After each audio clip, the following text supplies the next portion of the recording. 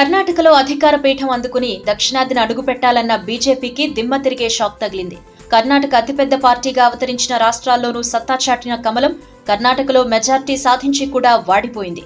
మామూలుగా ఎన్నికల్లో ఓడిపోయినా ఆ పార్టీపై ఇంత తీవ్ర ప్రభావం చూపేది కాదేమో. కానీ దక్కన్ అధికారం కోసం అతి విశ్వాసంతో ముందడుగేసి క్లీన్ బౌల్డ్ అయింది. ఈ మొత్తం ఎపిసోడ్లో గెలుపు కాంగ్రెస్ ఖాతాలో పడింది.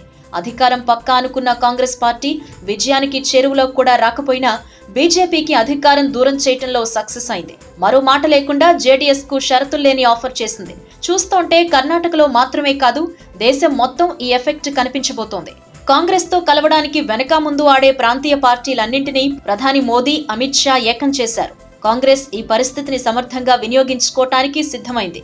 మొదటి అడుగు కర్ణాటకలోనే పడింది. పైగా దక్షిణాదిలో బీజేపీకి అంతో ఇంతో బలం ఉన్న కర్ణాటకలో బీజేపీకి పునాదులు కదిలిపోయినట్లే. కులాల లెక్కల ప్రకారం, ఓటు బ్యాంకు లెక్కల ప్రకారం చూసుకున్న కాంగ్రెస్, జేడీఎస్ లు కలిస్తే కర్ణాటకలో బీజేపీకి సింగిల్ డిజిట్ పార్లమెంట్ సీట్లు రావడం కష్టమే. కర్ణాటకలో పరిస్థితులతో ప్రాంతీయ పార్టీలన్నీ అప్రమత్తమయ్యాయి. కర్ణాటకలో ఎమ్మెల్యేలను కొని బీజేపీ ప్రభుత్వం ఏర్పాటు చేస్తే దేశవ్యాప్త ఉద్యమం చేయాలని నిర్ణయించారు.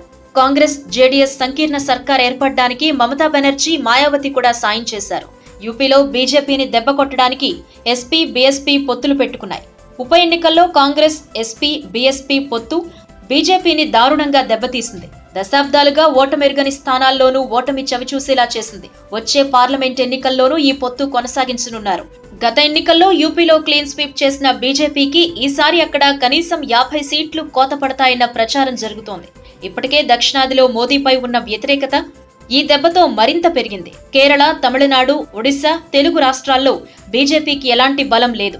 నిజానికి రాష్ట్రాల్లో మిత్రపక్షాలను పెంచుకునే అవకాశం ఉంది. కానీ దారుణమైన రాజకీయాలతో మిత్రులను దూరం చేసుకున్నారు. కాంగ్రెస్ తో నేరుగా కలవకపోయినా ప్రాంతీయ పార్టీలన్నీ ఒక్క మాటపై ఉంటే అది కాంగ్రెస్ పార్టీకే లాభం. ఎందుకంటే వీరందరినీ బీజేపీ శత్రువులుగా మార్చేసుకుంది కాబట్టి. మొత్తానికి చూస్తుంటే కాంగ్రెస్ మళ్లీ ఫామ్ లోకి వచ్చేసినట్టే. ఈ లెక్కన కాంగ్రెస్ నేరుగా బీజేపీని దెబ్బ కొట్టొచ్చు, కొట్టలేకపోవచ్చు.